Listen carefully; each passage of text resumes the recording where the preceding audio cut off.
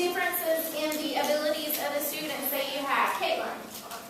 Sorry, on the reading levels, we have like kids who are struggling at first.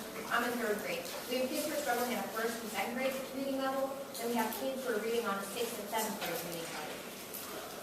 Other folks experiencing that? Yes. Yes. In kindergarten, we have kids that can write and kids that totally can't write and can't speak. Okay. In my 2nd grade classroom, there's a boy who can't write his name, and then there's all the way up to a boy that's like reading on like a 6th or 7th grade. In my 3rd grade, it's vast majority are like smack dab in the middle. There's one outliner on the really like strong reading side, and then there's one little boy who has autism and doesn't like. I think there are a lot of times he doesn't really pick up on anything until you come over and work with him one-on-one. So how many of you have students with disabilities in your class?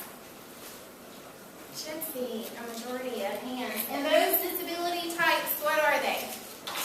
Social emotional. Unidentified. Social skill deficits.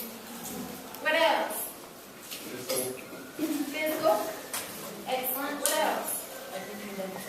Attention deficit.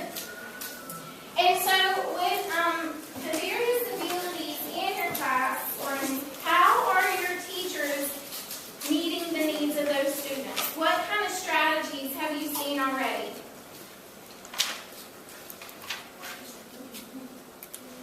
What does your teacher do when you have that kindergarten student who is already reading and then you have some who can't identify any of the letters?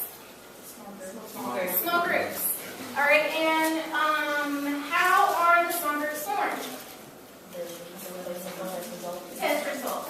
So you're looking at skill deficits. So reading, we know typically that teachers have reading groups to try to meet those things. What about in other subject areas?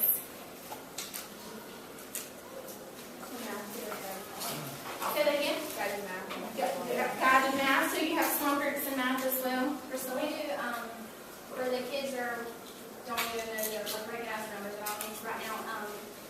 Either me or the assistant, we like pull them at our own table while the whole group instruction, they get just like more one-on-one during instruction, during all that instruction. Good.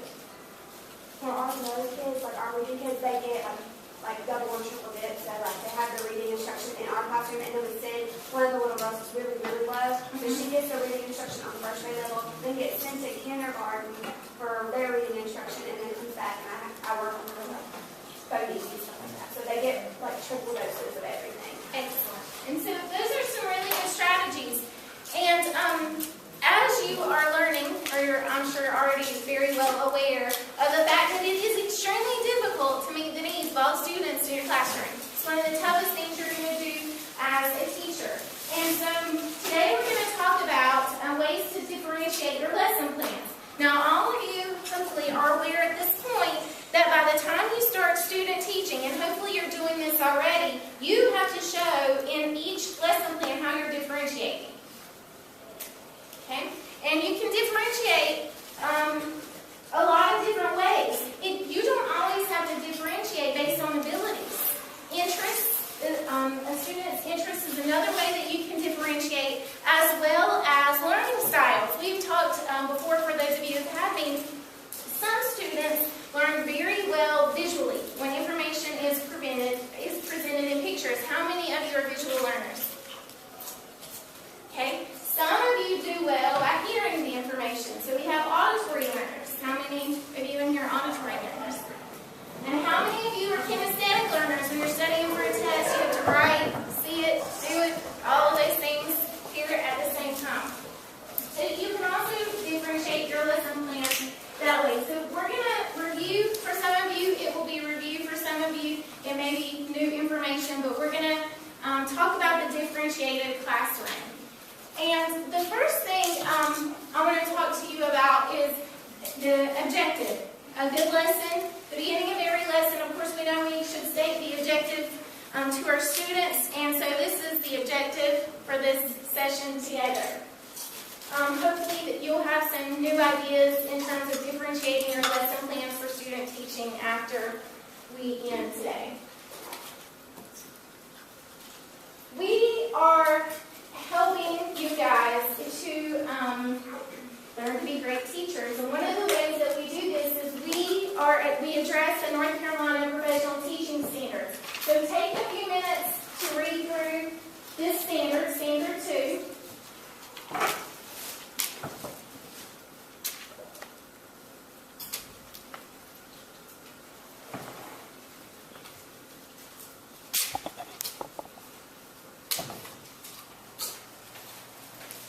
Key words here, adaptations, students with special needs, collaboration, and inclusion.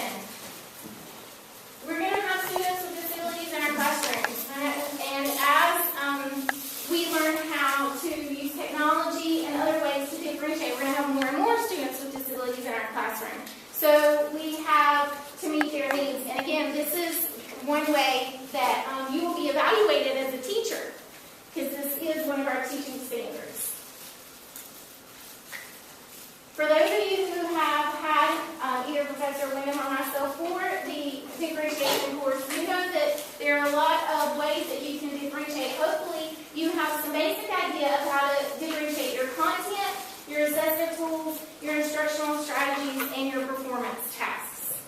And by performance tasks, I'm referring to the products that students create in order to show you that they've learned or met the objective for that lesson. Typically, we think of products as being paper, pencil kinds of tests. Now, you guys can help in PE, but for the other classroom teachers, many times it's paper, pencil tests. And one way to differentiate is give students alternatives to show you that, yes, they indeed learn the information, but they can present that information to you in a new way, like a skit or a song or a rap or something that they find to be engaging. And that's one of the things that you need to think about as student teachers is how are you going to engage all of your students in your lessons. So we're going to watch a quick YouTube video clip that is from the show Big Bang. How many of you like Big Bang?